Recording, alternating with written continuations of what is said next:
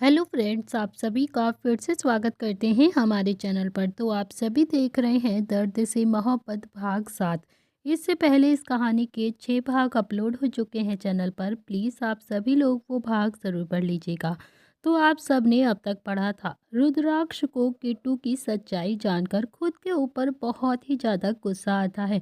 वो अपनी नज़रें खुद से नहीं मिला पाता है। इधर दादी नील के ऊपर बहुत ज़्यादा गुस्सा हो रही थी, क्योंकि अवनी ने नील के बारे में उन्हें बहुत कुछ बताया था। तो नील उन्हें बताता है कि दादी प्लीज़ आप उसे समझाने की कोशिश करें और आप उल्टा हम ही को डांट रही हैं। आप अवनी को समझाइए, मैं उससे 9 साल बड़ा हूँ। तभी आप देखते हैं आगे। तो दादी अभी फ़ोन पर नील से बात कर ही रही थी और अवनी दादी के आजू बाजू चक्कर लगा रही थी, अपने हाथ अपनी कमर पर रख के। जैसे ही दादी ने फ़ोन रखा तो अवनी ने बहुत ही एक्साइटमेंट होकर पूछा, दादी बताओ ना, कौन थी वो लड़की और क्या रिश्ता है नील का उसके साथ। तो दादी ने अवनी की तरफ देखकर प्यार से कहा, अवनी तुम सच में नील से प्यार करती हो ना। तो अवनी ने कहा कि दादी आपको शक है क्या कि मैं नील से प्यार करती हूँ। दादी मैं मर जाऊंगी उनके बिना, प्लीज आप कुछ तो करिए। तो दादी ने कहा कि अवनी नील तुमसे 9 साल बड़ा है, तुम एक बार फिर से सोच लो। तो अवनी ने बहुत ही स्ट्रांग होकर कहा, दादी 6 साल पहले ही सोच लिया था हमने, अब तो ये सोच 6 साल में और भी ज्यादा मजबूत हो गई है। मैं शादी करूंगी तो बस नील से, वरना तो सारे डिसीजन हमारे पेरेंट्स के ही होंगे। मैं वादा तो नहीं करती हूँ कि मैं नील के लिए कुछ भी कर सकती हूँ, लेकिन यह ज़रूर कहती हूँ अगर तुमने नील को शादी के लिए मना लिया ना, तो मैं तेरी और नील की शादी कराने में पूरी कोशिश करूँगी। दादी ने जब अवनी से ये कहा तो अवनी ये बात सुनकर खुशी से उछल पड़ी और उसने दादी को कसकर अपने गले लगा लिया, जैसे मानो दादी ने उसकी और नील की शादी ही फिक्स कर दी हो। तभी अवनी ने मन ही मन कहा, रुद्राक्ष भैया ने भी प्रॉमिस किया था, वो भी अपना प्रॉमिस कभी नहीं तोड़ेंगे। इधर दूसरी तरफ लंच का टाइम हो चुका था, लेकिन सबको यह फिक्र थी कि लंच बनाएगा कौन, क्योंकि किट्टू की तो तबीयत खराब थी। कुक का तो अरेंजमेंट अभी तक हुआ ही नहीं था। तभी निहाल ने रुद्र की तरफ देखते हुए कहा, यार भूख तो लग रही है, मगर सर्वेंट और कुक कब तक आएंगे। तो रुद्र ने कहा, यार कल सुबह तक ही आ पाएंगे, क्योंकि अभी तो हमने उनसे बात भी नहीं करी है सही से। आज तो खाने का अरेंजमेंट खुद ही करना पड़ेगा। तभी रुद्र को ख्याल आया कि भूख तो किट्टू को भी लगी होगी ना। तो रुद्र अभी किचन में गया और उसने राइस बॉईल किए और यूट्यूब से देखकर फ्राइड राइस तैयार कर लिया। तो रुद्र अभी फिर से किट्टू के कमरे में आ गया था। तो किट्टू अभी विंडो के बाहर खड़ी हुई थी। रुद्र उसके पास आता है और रुद्र ने किट्टू का हाथ पकड़ा और उसे खींचने लगा। रुद्र को थोड़ा सा गुस्सा आया, मगर उसने अपना गुस्सा कंट्रोल करते हुए किट्टू से कहा कि किट्टू चलो चुपचाप से खाना खा लो और उसके बाद दवाई लेकर थोड़ा सा रेस्ट कर लेना।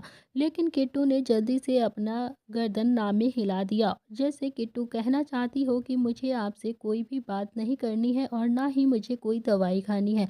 मगर रुद्र ने भी अब आगे कुछ नहीं कहा और उसने जबरदस्ती किट्टू का हाथ पकड़ा और उसे सीढ़ियों से लाता हुआ डाइनिंग टेबल पर जबरदस्ती बैठा दिया और फिर डाइनिंग टेबल से एक प्लेट ली और उसमें फ्राइड राइस सर्व करके किट्टू के हाथों में थमा दिया। रुद्र ने किट्टू को इशारा किया कि चुपचाप से जल्दी ये खाओ। तो किट्टू अभी गुस्से से जाने लगती है। तो रुद्र ने उसका हाथ पकड़ा और फिर से उसे कुर्सी पर बैठाते हुए झटक दिया। तभी किट्टू फिर से झटपटा कर उठ कर जाने लगी। इस बार रुद्र ने उसका सीधा हाथ पकड़कर उसकी पीठ पर लगाते हुए खुद से सटा लिया। तो रुद्र ने अभी अपने होंठ किट्टू के कान के पास ले जाकर कहा कि अगर तुम चाहती हो कि मैं पूरा दिन तुम्हें ऐसे ही पकड़ कर ना रखूं, तो चुपचाप से ये खाना खा लो और फिर दवाई भी ले लेना, नहीं तो आज तुम ऐसे ही मेरे करीब चिपकी रहोगी।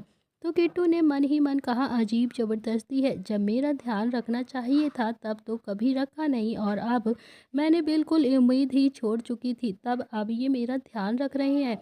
किट्टू और रुद्र एकदम करीब खड़े हुए थे। तो रुद्र अभी गुस्से में बिल्कुल भी नहीं था, लेकिन किट्टू को प्यार से देख भी नहीं रहा था। तो किट्टू अभी गुस्से में काफ़ी ज़्यादा थी और बहुत ज़्यादा नाराज़ भी। तो किट्टू को अभी रुद्र के करीब होने से थोड़ी सी घबराहट हो रही थी। पर उसने फेस पर अपने कुछ भी आने नहीं दिया ताकि रुद्र उसे गलत ना समझे। वो दोनों एकदम से परफेक्ट कपल लग रहे थे। तो नील ने जब यह सब कुछ देखा तो उसमें भी अपना मोबाइल लेकर फोटो फटाफट से 2-3 क्लिक कर ली। तभी निहाल भी वहां पर आ गया और निहाल ने कहा, यार मुझे तो तुम मना कर रहे थे कि इन लोगों की ऐसे पिक मत क्लिक किया करो और खुद ही अब इनकी पिक क्लिक कर रहे हो। तो नील ने कहा कि जब इनकी एनिवर्सरी आएगी ना तब मैं एक काम करूंगा और ये सारी पिक्स तब काम आएंगी। तो रुद्र ने कहा कि अब खाना खाओगे या फिर ऐसे ही पकड़ कर रखे रहूं तुम्हें। तो किट्टू ने हाँ में अपनी गर्दन हिला दी और चुपचाप से बैठकर राइस खाने लगी। फिर रुद्र ने भी अपनी प्लेट में राइस सर्व करके वो भी खाने लगा। तभी निहाल वहाँ पर आकर बोलता है कि अच्छा, तो तुम दोनों खाओगे और हम दोनों मुंह देखेंगे, हमें भी तो खाना चाहिए, हम भी तो खाएंगे। तो रुद्र ने उसे देखकर कहा कि हाँ, खुद बनाओ और खुद ही खा लो, वैसे भी तो पराठे तो अच्छा बनाता ही है ना। तो निहाल अभी थोड़ा सा चिढ़ गया था, उसे भी एक शरारत सूझती है। तो निहाल ने अभी रुद्र से कहा कि वाह, देखो ना दादी आ गई। तभी रुद्र ने जैसे ही गेट की तरफ देखा तो निहाल ने रुद्र की प्लेट उठाकर सीधा भाग गया। तो उसे भागता हुआ देखकर रुद्र थोड़ा सा गुस्सा हुआ और नील बोलता है, भाई ये मैं भी खाऊंगा, तू दूसरे ही बना लेना। ये सब देखकर किट्टू को हंसी आ गई और वो भी थोड़ी सी दबी हंसी हंसने लगी। तो रुद्र अभी थोड़ी देर के लिए उसकी मुस्कुराहट में खो गया था। तभी किट्टू ने अपनी प्लेट को थोड़ा सा रुद्र की तरफ खिसका दिया और इशारों में कहा कि इसे प्लेट में आप ही खा लीजिए, क्योंकि आपको भूखा देखकर हमें अच्छा नहीं लगेगा। तो रुद्र ने भी चम्मच लिया और वो भी किट्टू की प्लेट से ही राइस खाने लगा। तो निहाल प्लेट को लेकर भागता हुआ हॉल में आया और हॉल में अभी नील बैठा हुआ था। तो नील ने कहा कि कहाँ भागकर जा रहा है। तो निहाल ने अभी पूरे एटीट्यूड के साथ कहा, रुद्र ने अपने और किट्टू के लिए तो फ्राइड राइस बनाए थे ना यार, मगर मुझे भी तो भूख लगी थी, मैं रुद्र की ही प्लेट लेकर भाग आया हूँ। और यह बात बोलकर निहाल काफ़ी ज़्यादा हंसने लगा। तो नील ने अभी प्लेट की तरफ देखकर कहा कि भागने से आधे से ज़्यादा तो चावल नीचे ही गिर गए हैं ना। इन 4 चम्मच चावल के लिए तूने रुद्र से ही दुश्मनी ले ली, उसके साथ घोटाला कर दिया। तो रुद्र और अभी किट्टू एक ही प्लेट में चावल खा रहे थे। तो किट्टू का पूरा ध्यान अभी राइस खाने पर ही था और रुद्र का तो किट्टू पर ध्यान था। रुद्र किट्टू की हर एक मूवमेंट को अच्छे से नोटिस कर रहा था और उसे कहीं ना कहीं किट्टू को देखकर अब काफ़ी ज़्यादा खुशी भी हो रही थी। रुद्र बहुत ही धीमी धीमी किट्टू को देखकर मुस्कुरा रहा था।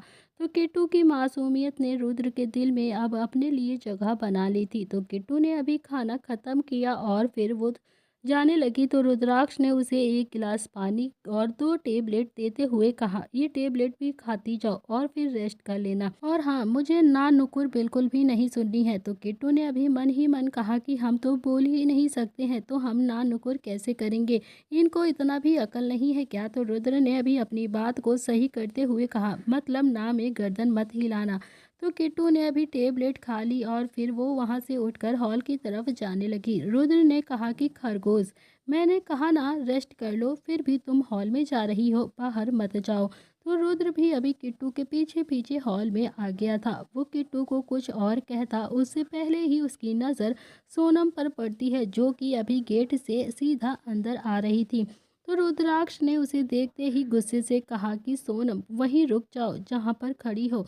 तो सोनम ने कहा कि क्या बात कर रहे हो रुद्र, तुम मुझे अंदर आने से क्यों मना कर रहे हो, क्या मैं अंदर नहीं आ सकती। रुद्राक्ष ने गुस्से से कहा, कल जो कुछ भी किट्टू के साथ हुआ है, अगर मुझे पता चला कि उसमें तुम्हारा जरा सा भी हाथ है तो फिर किट्टू ने तो मेरा गुस्सा 3 महीने तक अच्छे से झेल लिया, मगर तुम तो 3 मिनट भी बर्दाश्त नहीं कर पाओगी। इसीलिए तुमसे कह रहा हूँ, यहाँ से चुपचाप वापस चली जाओ, नहीं तो तुम अपने पैर पर खुद ही कुल्हाड़ी मार लोगी। तो सोनम ने कहा कि रुद्राक्ष, मैं ऐसे कैसे चली जाऊं, तुमने मुझसे शादी की कमिटमेंट की थी, तो मैं यूं ऐसे नहीं जा सकती। तो रुद्राक्ष ने कहा कि तुमसे शादी करूंगा मैं, तुमने सोचा भी कैसे कि मैं तुम जैसी चीप लड़की से शादी करूंगा। निहाल ने भी अभी रुद्र की बात को बीच में ही काटते हुए कहा कि मेरा दोस्त तुम जैसी लड़की से शादी करेगा, तुमने ऐसा सोच भी कैसे लिया, शक्ल देखी है तुमने अपनी, कछवी जैसी शक्ल है। रुद्र ने फिर से कहा कि अच्छा, चलो मैंने तुमसे शादी कर भी ली, तो तुम शादी के बाद घर में मेरे साथ रहोगी क्या, और रात नील के साथ बिताओगी क्या? तो तुम क्या सोचती हो कि मुझे तुम्हारी हरकतें पता नहीं है क्या? तुम यहाँ क्या-क्या करती हो? नील ग्रीन टी पी रहा था, तो जब उसने रुद्र के मुँह से ये सारी बातें सुनी तो नील की सारी टी बाहर आ गई। तो नील को तो बस 2 मिनट के लिए अभी खाँसी आ चुकी थी। सोनम ने उसे देखा तो सोनम ने अभी नील को देखकर कहा कि खाँस लो। नील, जितना खाँसना है तुम्हें अच्छे से खाँस लो। आना तो तुम्हें मेरे पास ही पड़ेगा। तुम चाहे कुछ भी करो, चाहे खुशी होकर आओ या फिर मजबूर होकर। तो सोनम भी अभी कोई छोटी मोटी हस्ती नहीं थी, क्योंकि आप सबको पता है सोनम भी एक अमीर जादे की लड़की थी। वो भी मिस्टर पटेल की बेटी थी, तो पटेल के पास अभी बेशुमार दौलत थी। इसीलिए सोनम को जो भी चीज़ पसंद आती थी वो अपने पावर और पैसे से उसे हासिल कर ही लेती थी, और अब उसे नील पसंद आ चुका था। तो सोनम अभी गुस्से से पैर पटकते हुए वहां से चली गई थी। तो रुद्र ने अभी किट्टू की तरफ देखकर गुस्से से कहा कि खरगोश, मैंने कहा ना जाकर रेस्ट कर लो। तो रुद्र अभी गुस्से में काफ़ी ज़्यादा था, इसीलिए किट्टू उसकी बात सुनकर चुपचाप से अपने कमरे में चली गई। तभी रुद्राक्ष का फ़ोन रिंग होता है, तो रुद्र ने अभी अपना फ़ोन उठाकर कहा हेलो। सामने से किसी ने कुछ कहा तो फिर रुद्राक्ष ने कहा कि विराट, जब तक मिल ना जाए मुझे कॉल मत करना। मुझे किसी भी कीमत पर अभी वो जिंदा चाहिए, चाहे जहाँ से भी लेकर आओ, कहीं से भी ढूंढो निकालो उसे, विराट चाहिए मुझे। नील ने निहाल के कान में कहा, ये क्या करने वाला है यार? तो निहाल ने अभी कहा कि जान से मारना तो इसका स्टाइल नहीं है, पर पता नहीं क्या करेगा। देखते हैं कि आखिर विराट के साथ क्या होने वाला है। तभी नील का फ़ोन भी रिंग होता है, तो नील ने अभी फ़ोन उठाकर कहा कि हाँ दादी, क्या काम था? तो दादी ने कहा कि अवनी को किट्टू से मिलाना है, तो तुम जल्दी से यहाँ पर आ जाओ और अवनी को लेकर यहाँ से जाओ। तो नील ने कहा कि अभी एक दिन पहले तो खुद ही आई थी ना, तो अभी भी आ जाएगी दादी। तो दादी ने कहा कि मैंने कहा ना तू उसे लेने आ रहा है, तो मतलब तू उसे लेने आ रहा है। अब जल्दी से अपनी बाइक उठाओ और गाड़ी उठाओ या खुद पैदल चलकर आओ, इसे लेकर यहाँ से जाओ। तो ये फार्म हाउस भी देख लेगी और हाँ किट्टू से भी मिल लेगी। तो अब टाइम वेस्ट करना बंद करो, जल्दी से यहाँ पर आओ। तो नील ने अभी निहाल की तरफ देखकर कहा कि क्या मुसीबत है यार? दादी ने कहा कि अवनी को किट्टू से मिलाना है यार, तो अभी अवनी को लेकर जाओ। अब मैं क्या करूँ? तो नील ने कहा कि जाना निहाल, तू लेकर आ जा उसे।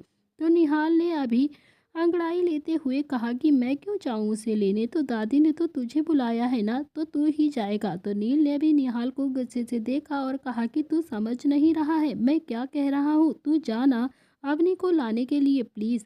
तो निहाल ने कहा कि तू भी नहीं समझ रहा है, मैं कैसे जा सकता हूँ, मैं क्या चाहता हूँ तो अवनी को तू ही लेकर आएगा, मुझे कोई प्रॉब्लम नहीं है। तो निहाल अभी अवनी और नील के लिए रिश्ते के लिए तैयार हो चुका था, क्योंकि वो चाहता था कि अवनी और नील की शादी हो जाए। नील एक अच्छा लड़का था, निहाल का कहीं ना कहीं नील से अच्छा बाउंड भी था। तभी नील ने गुस्से से चाबी उठाई और सीधा निहाल की तरफ गुस्से से देखकर कहा कि तेरी बहन पागल है, तेरी तरह ही, जैसे तू है वैसे ही तेरी बहन भी है।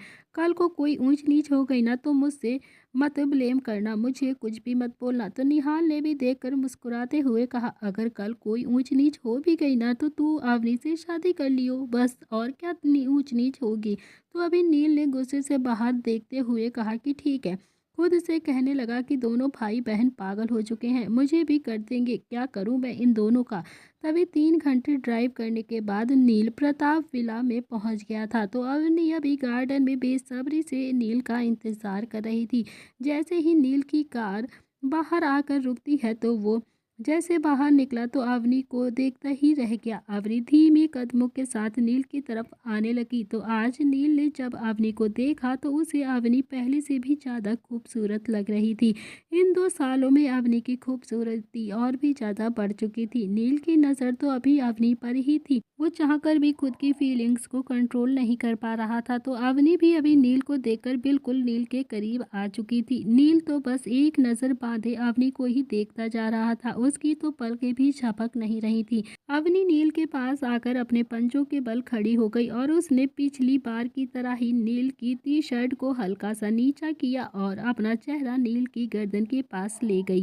तभी अवनी की आंखें एकदम से बंद करके वो नील की वो खुशबू में महसूस करने लगी तो एक आंसू अभी अवनी के आंख में गिर गया था। जब अवनी की गर्म सांसें नील की गर्दन पर पड़ती हैं तो नील को भी अभी कुछ महसूस होने लगा था और एकदम से वो भी अपने होश में आ गया। उसे एक सेकंड के लिए लगा कि वो अवनी को गले लगा ले, लेकिन तभी नील ऐसा बिल्कुल भी नहीं कर पाया, या फिर कहे कि नील ऐसा करना ही नहीं चाहता था, क्योंकि उसे अपनी मर्यादा अच्छे से पता थी।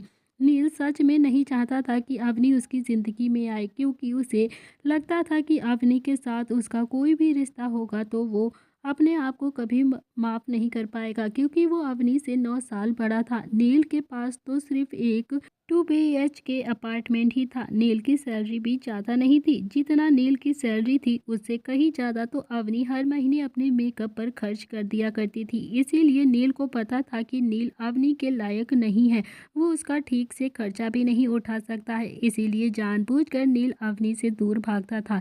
एक रीज़न यह भी था कि रुद्र के दादा दादी ने नील को अडॉप्ट किया था। नील दादा दादी के नज़रों में गिरना नहीं चाहता था, इसीलिए वो अवनी से हमेशा दूर रहता था। तो नील अभी अपनी औकात से बाहर नहीं सोचता था। तो नील अभी बहुत ज़्यादा समझदार हो चुका था। यही बातें थी जो अवनी की तरफ से उसे दूर किया करती थी। तभी ये बातें सोचते हुए अवनी को वो खींचता हुआ दूर ले जाता है। तो थोड़ी देर ऐसे ही खड़े रहने के बाद नील ने कहा कि अवनी, मुझे दादी से मिलना है, छोड़ो मुझे। तो अवनी अभी थोड़ा दूर हो गई। फिर अवनी और नील दोनों ही अंदर आ गए। तो अंदर आकर नील ने जल्दी से जाकर अभी दादी के पैर छुए और फिर दादी को गले लगा लिया। इतने दिनों बाद नील को अपने पास देखकर दादी ने भी उसे प्यार से अपने गले लगाया और बहुत ही खुश होते हुए उसे ढेर सारा आशीर्वाद दिया। और ना जाने क्यों दादी की आंखों से आज बार बार आंसू आ गए थे नील को देखते ही। नील ने दादी के आंसुओं को पोंछते हुए कहा, दादी आप फिर से रो रही हैं, प्लीज़ रोइए मत दादी, प्लीज़ मत ऐसा किया करिए, वरना मैं कभी भी यहाँ पर नहीं आऊँगा। तो दादी ने कहा कि जब तू मेरे पास होता है तो पता नहीं क्यों मुझे बहुत ज़्यादा खुशी होती है, और फिर ये आंसू तो अपनों के लिए ही निकलते हैं ना, और ये आंसू मेरी खुशी के हैं, कोई गम नहीं है मुझे। तभी थोड़ी देर के बाद नव्या और शुभ भी हॉल में आ गए थे। नव्या ने नील को देखा तो वो भागकर आई और उसके गले लग गई। नव्या कहने लगी, भैया आप तो आते ही नहीं हो हमसे मिलने, पता नहीं क्यों। तो नव्या भी रुद्र से ज़्यादा नील को प्यार किया करती थी।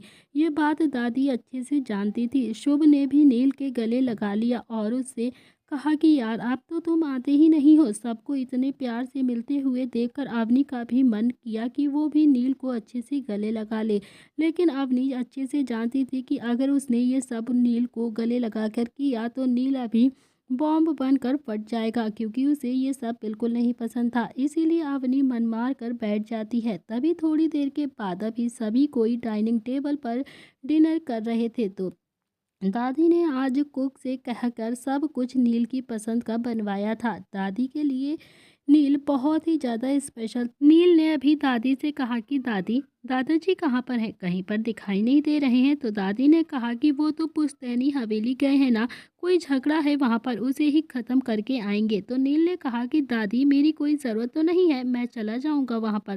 तो दादी ने कहा कि नहीं, तुम्हें जाने की कोई ज़रूरत नहीं है बेटा, तुम्हारे दादाजी सब कुछ हम संभाल लेंगे। सब ने फिर डिनर खाया और फिर सब बातें करने लगते हैं। तभी बातें करने के बाद सब अपने अपने कमरे में चले गए, लेकिन नील दादी के कमरे में चला गया। तो अवनी को रात में अभी नींद नहीं आ रही थी। अवनी रात को नील को देखने के लिए उसके कमरे में आ जाती है, तो नील वहाँ पर नहीं था। अवनी एक सेकंड में ही समझ गई थी कि हो ना हो नील अभी दादी के कमरे में ही होगा। तो अवनी ने भी दादी के कमरे में देखा तो दादी अभी बेड पर बैठी हुई थी और नील ने अपना सर दादी के गोद में रखकर बेड पर लेटा हुआ था। तो अभी दादी प्यार से नील के सर पर अपना हाथ फेर रही थी। इधर दूसरी तरफ फार्म हाउस में रात काफ़ी ज़्यादा हो गई थी और निहाल सोच रहा था कि अब डिनर कौन बनाएगा। फिर उसने सोचा कि रुद्राक्ष तो किट्टू को जैसे तैसे कुछ ना कुछ बनाकर खिला ही देगा, पर मेरा क्या होगा। आज तो नील भी यहाँ पर नहीं है, क्या करूँ मैं। मैंने तो दोपहर में भी ठीक से लंच नहीं किया था, 2 स्पून चावल ही खाए थे। तो निहाल ने देखा कि रुद्राक्ष अभी किचन में कुछ कर रहा था। तो निहाल सीधा भागते हुए उसके पास गया और कहने लगा, भाई भाई अब जो भी तू बनाएगा ना मेरे लिए भी बना लियो प्लीज़। तू तो जानता है ना कि तेरे भाई को कुछ बनाना नहीं आता है भाई। मैं तेरे हाथ जोड़कर रिक्वेस्ट कर रहा हूँ। तो रुद्राक्ष ने अभी उसे किलर लुक देते हुए कहा कि ठीक है। रुद्राक्ष ने 20 से 25 मिनट में अभी पास्ता रेडी कर लिया था। रुद्राक्ष ने एक बाउल में डालते हुए निहाल की तरफ देखकर कहा कि ये लो, खरगोश को देकर आओ और हाँ, उसे कह देना कि खाकर वो दवाई भी ले लेगी। तभी दोनों ने देखा कि किट्टू अभी नीचे ही आ रही थी। किट्टू अभी नीचे आई और सीधा जाकर हॉल में बैठ गई। निहाल ने दूर से ही कहा, किट्टू ये लो, तुम्हारे पति परमेश्वर ने तुम्हारे लिए पास्ता बनाया है, स्पेशली तुम्हारे लिए। तो इसे खाकर बताओ कैसा बना है। इसे खा लो और फिर तुम्हें दवा भी तो खानी है। तो किट्टू अभी डाइनिंग टेबल पर बैठ गई थी। किट्टू ने पास्ता का बाउल उठाया और उसे खाने लगी। किट्टू बस अपने मुंह में पास्ता ढकेल रही थी, क्योंकि किट्टू को पास्ता खाना बिल्कुल भी पसंद नहीं था। वो कभी भी पास्ता नहीं खाती थी। ये बात रुद्राक्ष नोटिस कर लेता है। तो रुद्र अभी किट्टू के पास आकर कहने लगा, तुम पास्ता नहीं खाती? तो किट्टू ने ना में अपनी गर्दन हिला दी। तो रुद्र ने बाउल उठा लिया और साइड में रख दिया। तो रुद्र ने अभी किट्टू से पूछा, तो तुम क्या खाओगी? बताओ मुझे, मैं दोबारा से तुम्हारे लिए वो ज़रूर बना दूंगा।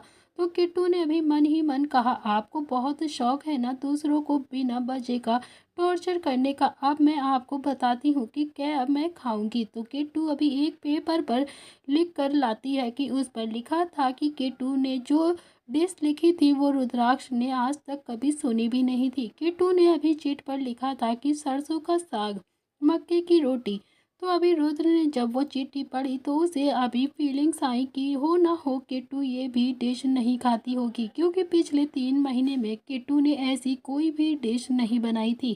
तो रुद्र ने अभी चिट पढ़कर किट्टू की तरफ देखा और फिर उसे सवालिया नज़रों से घूरने लगा। किट्टू को थोड़ी सी हंसी आ गई, तो लेकिन उसने अपनी हंसी को जल्दी से कंट्रोल कर लिया। रुद्र ने अभी मन ही मन कहा, अच्छा तो मुझे परेशान करने के लिए इसमें ये सब कुछ लिखा है, तो कोई बात नहीं, मैं इसे भी बना देता हूँ। तो रुद्राक्ष ने अभी किट्टू को देखते हुए अपनी पॉकेट से एक मोबाइल निकाला और यूट्यूब पर इसकी रेसिपी देखने लगा। जैसे जैसे करके रेसिपी की वीडियोस चल रही थी, वैसे वैसे करके रुद्राक्ष की आंखें अभी बड़ी होती जा रही थी, क्योंकि उसे तो लगा ही नहीं था ये डिश ऐसी भी हो सकती है। रेसिपी देखकर रुद्र ने मन ही मन कहा, ये थोड़ी मुश्किल है, बट इसने मुझे चैलेंज किया है तो मैं इसे ज़रूर बनाकर ही रहूँगा। थोड़ी देर में ही निहाल ने भी वो चिट्ठी देखी तो वो ज़ोर ज़ोर से हंसने लगा। तभी निहाल ने किट्टू का बाउल उठाते हुए कहा, हाँ हाँ रुद्र, तू बना ना अपनी बेगम के लिए सरसों का साग और मक्के की रोटी, और मैं भी जाता हूँ इस पास्ता को खा लेता हूँ, नहीं तो ये खराब ही हो जाएगा। निहाल जानबूझकर रुद्र की टांग खींच रहा था और वो बोलता है कि थोड़ी देर में मूवी भी देख ही लेता हूँ। निहाल अभी अपने कमरे में पास्ता लेकर चला गया था। तो किट्टू ने जब रुद्र को परेशान देखा तो वो भी उठकर अपने कमरे की तरफ जाने लगी। तभी रुद्र ने उसका हाथ पकड़ लिया और कहने लगा, अभी बनाता हूँ और अब तुम्हें खाकर ही जाना है। तो किट्टू को अभी थोड़ी सी हंसी आ रही थी, बट वो अपनी हंसी को कंट्रोल करते हुए डाइनिंग टेबल पर ही बैठ जाती है। तभी दूसरी तरफ दादी अभी नील के सर पर अपना हाथ फेर रही थी। दादी ने कहा कि नील चलो ना आराधना मूवी देखते हैं। तो नील ने कहा, दादी कितनी बार देखोगी आप ये मूवी, हम बोर हो चुके हैं इसे, कितनी बार आपको दिखा चुका हूँ। ये कहकर, ये क्या मूवी होती है कि रूप तेरा मस्ताना, पहले तो लड़के ने लड़की के साथ शादी पहले कर ली और फिर अपनी ज़रूरतें पूरी कर ली, और जब लड़की को प्रेग्नेंट कर दिया फिर शादी से पहले ही मर गया, फिर मरते मरते उसे कह दिया कि मेरे बेटे को पायलट बनाना। मुझे नहीं पसंद आती ये स्टोरी। तो दादी ने नील के सर पर एक चपाट लगाते हुए कहा, अच्छा बताऊँ तुझे क्या बकवास किए जा रहा है, तो वो मेरी फेवरेट मूवी है, तुझे पता नहीं है क्या? नील चल ना मेरे साथ देखते हैं, तो जब से गया है तब से मैंने कोई भी मूवी भी नहीं देखी है। नील तो बस दादी, अभी मैं 3 महीने पहले ही तो आपसे मिलकर गया था ना, और साथ में यही मूवी भी देखी थी। अब मैं बिल्कुल भी ये मूवी नहीं देखने वाला आपके साथ दादी। तभी दादी और नील आपस में बातें कर रहे थे। तो अवनी भी उन्हें गेट पर खड़ी होकर देख रही थी। अवनी का मन था कि वो भी जाकर नील के बराबर में दादी की गोद में अपना सर रखकर साथ में लेट जाए, मगर ऐसा पॉसिबल नहीं था। वो जानती थी कि अगर उसने ऐसा कर दिया ना तो नील बलून की तरह फट जाएगा और फिर जो चांसेस उसके पास आने के हैं भी ना, वो भी दूर हो जाएंगे। इसीलिए उसने इस बार भी अपना मन मार लिया था। वो जाने वाली ही थी कि तभी उसे सोचा कि फटेगा तो फटेगा, मैं तो दादी के पास ज़रूर जाऊंगी। और वो भी जल्दी से जाकर नील के बराबर में लेट जाती है। तो नील ने जब देखा कि अवनी उसके पास आकर चिपक कर लेट गई है तो वो झटके से खड़ा हो गया और उसे घूरने लगा। उसने दादी की तरफ देखकर कहा, देखा देखा ना दादी, आपने कनाडा जाकर सब तमीज भी भूल गई है। अब ये यहाँ तक कि छोटे और बड़े का लिहाज सब कुछ करना भूल गई है। तो अवनी ने भी नील को अपनी छोटी आंखें करके अपनी भौएं तानते हुए कहा कि आप इतनी बड़ी बड़ी बातें करते हुए थकते नहीं है क्या। तो अवनी ने अभी नील को छेड़ते हुए ही कहा था, फिर कहा कि हाँ हाँ सब कुछ भूल गई हूँ, बस आप ही यादों में मुझे 2 साल पहले से जो भी था वो ही याद करती रही। नील ने गुस्से से कहा, दादी सुन रही है ना आप, कितनी बकवास करने लगी है ये, इसीलिए मुझे इस पर गुस्सा आता है। तो अवनी ने थोड़ा एटीट्यूड में कहा, हाँ अब जाओ यहाँ से, जाओ ना, अब क्यों खड़े हो, अब मैं सोऊंगी अपनी दादी के पास, समझे आप। तो नील ने कहा कि तुम क्यों सोओगी, कल नहीं सोई थी क्या, जो आज ही तुम्हें सोना है दादी के पास, उठो यहाँ से, मैं सोऊंगा अपनी दादी के पास। तो दादी ने कहा कि दोनों की कलाइयाँ पकड़ते हुए कि लड़ाई शांत कराते हुए अवनी के सर पर अपना हाथ फेरते हुए कहा, अवनी दादी की बात मानोगी ना बेटा, जाओ बच्चा तुम चली जाओ, आज नील को मेरे पास सोने दो, कितने दिनों बाद आया है हमारे पास। तो अवनी ने भी ना में अपनी गर्दन हिलाते हुए कहा, दादी मुझे कोई प्रॉब्लम नहीं है, ये ही तो है जो नहीं सोने जा रहे हैं मेरे पास, मतलब हमारे पास। तो नील की आंखें अभी बड़ी हो गई थी। नील ने गुस्से से कहा, ये कनाडा से पागल होकर आई है दादी, दादी इसका जल्द ही इलाज करवाओ आप, वरना पूरी तरह से पागल हो जाएगी, क्या भरोसा कल को हम में से किसी को भी सिर फोड़ दे। तो अवनी ने अभी चिढ़ते हुए कहा, किसी का तो पता नहीं, पर हाँ आपका ज़रूर फोड़ दूंगी। तो दादी ने फिर से कहा, अवनी बेटा चली जाओ ना तुम प्लीज़। तो अवनी अभी उठकर जा ही रही थी, पर जाते जाते वो नील की तरफ मुड़ गई और फिर अवनी धीरे धीरे नील की तरफ जा ही रही थी, तभी नील हल्के हल्के पीछे होता जा रहा था। नील दीवार से एकदम से सट गया। तो अवनी ने अपनी उंगली नील को दिखाते हुए धीरे से कहा, आज तो मैं दादी के कहने पर जा रही हूँ, कल देखती हूँ आपको मुझसे कौन बचाएगा, समझे आप। तभी दूसरी तरफ इधर फार्म हाउस में रुद्र पालक लाने के लिए घर से बाहर जाने लगा। तो वे जब जा रहा था तो किट्टू की हंसी आ रही थी। किट्टू काफी देर से अपनी हंसी कंट्रोल कर रही थी, लेकिन जैसे ही रुद्राक्ष बाहर गया वो तेज तेज से हंसने लगी। तो रुद्राक्ष ने किट्टू की हंसने की आवाज़ अभी बाहर तक सुन ली थी और उसके चेहरे पर भी एकदम से स्माइल आ गई। उसने मन ही मन कहा कि बना तो रहा हूँ खरगोश, नहीं खाओगी तो बताऊंगा तुम्हें। तभी रुद्र जब बाहर गया तो उसने देखा कि मालती अभी गार्डन में अपने पति से बातें कर रही थी, दोनों ही एक दूसरे के करीब बैठे थे। तभी मालती बोलती है, अम्मा से पूछ कर ये दवाई बना दी है, अब जाओ मैडम का दे दो। तभी वॉचमैन, जानती भी हो साहब की गुस्सा कितना ज़्यादा है, अगर देख लिया तो नौकरी से अभी के अभी निकाल देंगे हमें। तभी मालती ने कहा कि अरे वो तो बच्ची लगती है आपकी, तो फिर अगर वो बच्ची ये लगा लेगी तो उसके निशान चले जाएंगे, बहुत बड़ा निशान है उसके। वो दोनों एक दूसरे से बेसुध होकर बातें कर रहे थे। रुद्र उनके पास चला जाता है। तभी रुद्र ने मालती की तरफ देखकर कहा कि क्या प्रॉब्लम है और कौन सा निशान है, मुझे भी तो बताओ। तभी वो मालती और वॉचमैन दोनों ही काफ़ी ज़्यादा डरते हुए रुद्र की तरफ देखकर बोलते हैं कि कुछ कुछ नहीं साहब, बस ऐसे ही हम बातें कर रहे थे। और उसने मालती का हाथ पकड़ लिया कि वह कुछ ना कुछ तो ज़रूर बोलेगी।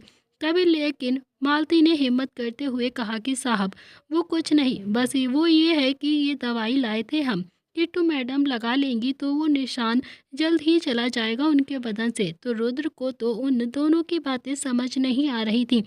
उसने मालती की तरफ देखकर कहा कि कौन सा निशान और किस निशान की बात कर रही हो तुम। मालती ने मन ही मन सोचा, खुद ही जलाते हो और फिर खुद ही ऐसे अनजान बन रहे हो, बड़े लोग हो साहब, तभी गलती करके अपनी गलती मान भी नहीं रहे हो। तो मालती ने फिर से कहा कि वो साहब मैडम की कमर पर ना वो जला हुआ निशान देखा था हमने, उसी की बातें कर रहे थे।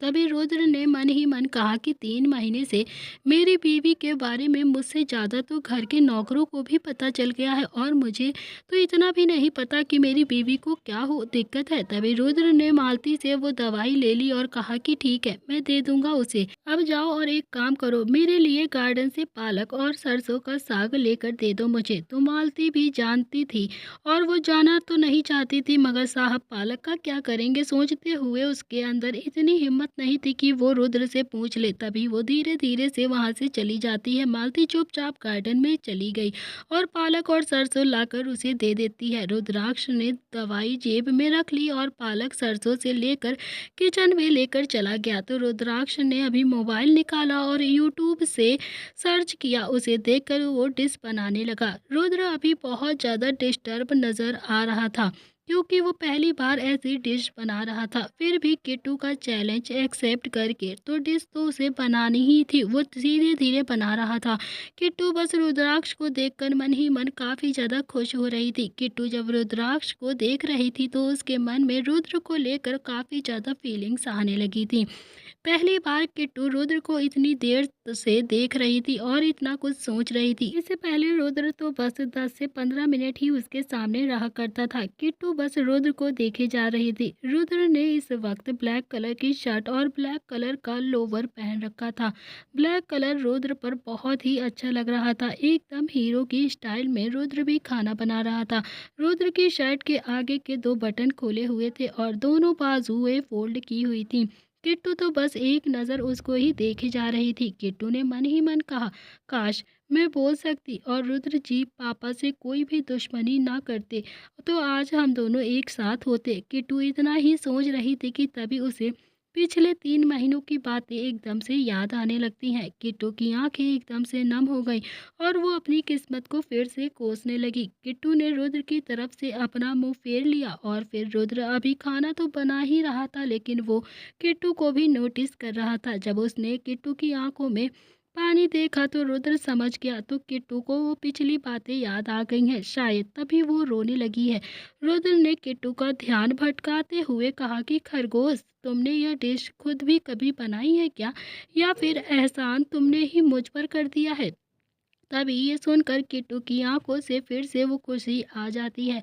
रुद्र ने फिर से कहा, खरगोश तुम यह घास फूस कब से खाती हो? मुझे तो ऐसा लगता ही नहीं है कि तुम इसे खाती भी हो या ऐसे ही मेरी मेहनत करवाई जा रही हो। यह बात सुनकर किट्टू का दिमाग एकदम से खनका। तो किट्टू मन ही मन कहने लगी, खाती तो बिल्कुल भी नहीं हूँ। अगर उन्होंने सच में बना दिया तो मैं क्या करूँगी, मैं कैसे खाऊंगी? इसे खाने से अच्छा तो था कि हम पास्ता ही खा लेते। तो किट्टू को अभी सोच में डूबा हुआ देखकर रुद्र को भी अभी थोड़ी सी हंसी आ गई थी। उसने मन ही मन कहा, खरगोश खाना तो अब तुम्हें पड़ेगा ही, इतनी मेहनत जो कर रहा हूँ तुम्हारे लिए। तो रुद्र ने अभी साग तो बना ही लिया था लेकिन वो अभी मक्के की रोटी बना नहीं पा रहा था। रोटी बार बार टूट रही थी। उसे समझ नहीं आ रहा था कि आखिर वो रोटी कैसे बनेगी। तभी वो कैसे बार बार उसे बनाने की कोशिश करता हुआ बार बार टूट कर गिर जाती। इतनी कोशिश करने से भी रुद्र की ब्लैक शर्ट पूरी आटे से वाइट हो चुकी थी। रुद्र का गुस्सा भी धीरे धीरे बढ़ रहा था। रुद्र के गाल पर, हाथों पर, माथे पर हर जगह सिर्फ आटा लगा हुआ था। उस वक्त रुद्र बहुत ही ज्यादा अट्रैक्टिव पर्सनैलिटी का लग रहा था। किट्टू ये सब देखकर रुद्र की और भी ज्यादा अट्रैक्ट होती जा रही थी। किट्टू से अभी कंट्रोल नहीं हो रहा था। वो धीरे धीरे कदमों से रुद्र की तरफ जाने लगी थी। तो किट्टू ने अभी एक डब्बा निकाल कर उसमें से थोड़ा सा गेहूं का आटा रुद्र को इशारा किया, जैसे वो कह रही हो कि इसे ऐड कर लीजिए तो सही से बन जाएगी रोटी। किट्टू अभी आटे का डब्बा रखकर सीधा वहां से जाने लगी कि तभी रुद्र ने उसका हाथ पकड़ लिया। रुद्र के छूने से किट्टू एकदम से कांप उठी। रुद्र ने उसका हाथ पकड़कर उसे प्यार से अपनी तरफ खींचा। तो रुद्र ने अभी अपने दोनों हाथों से किट्टू की कमर को पकड़ लिया था। किट्टू के दोनों हाथ अभी रुद्र के सीने पर थे। रुद्र ने धीरे धीरे अपना गाल किट्टू के गाल से टच कर दिया। तो अभी थोड़ा सा ही आटा जो किट्टू के गाल पर भी लग जाता है। रुद्र ने अपने दूसरे गाल को भी किट्टू के गाल से हल्का सा रब कर दिया। तो किट्टू के अभी दूसरे गाल पर भी धीरे से आटा लग जाता है। किट्टू को रुद्र के सामने अभी बहुत ही ज़्यादा शर्म आ रही थी। किट्टू बहुत ज़्यादा घबरा भी रही थी। किट्टू तो बस आंखें झुकाकर रुद्र की हरकतों को महसूस कर रही थी और उसकी धड़कनें एकदम तेज ट्रेन की तरह बढ़ती जा रही थी। किट्टू घबराहट के मारे तेज तेज सांसें ले रही थी और उसकी गर्म सांसें रुद्राक्ष की गर्दन पर पड़ रही थी। किट्टू रुद्र की बाहों से निकलना चाहती थी, वो कसमसाने लगी, लेकिन रुद्र ने अपनी पकड़ और भी ज्यादा मजबूत कर दी। रुद्र ने किट्टू की आंखों पर हल्का सा किस किया और फिर उसके माथे पर, किट्टू की गर्दन पर किस किया और किट्टू की धड़कनें एकदम से डबल स्पीड से भाग रही थी। किट्टू ने शर्म से अपनी आंखें बंद कर ली। रुद्र किट्टू को ऐसे देखकर धीमे से मुस्कुराने लगा और वो अच्छे से समझ गया था कि किट्टू उसके प्यार में एकदम से पिघलने लगी है। किट्टू को रुद्र अपनी बाहों में कसकर भर लेता है और उसे एकदम अपने करीब सटा लेता है। तो दोस्तों, अब इस कहानी में आगे क्या होने वाला है, क्या स्टार्ट होने वाला है रुद्र और किट्टू के बीच में रोमांस, तो उनकी लव स्टोरी देखने के लिए आपको देखना पड़ेगा इस कहानी का अगला भाग। आज के लिए इतना ही, मिलते हैं इस कहानी के अगले भाग में। Thank you friends.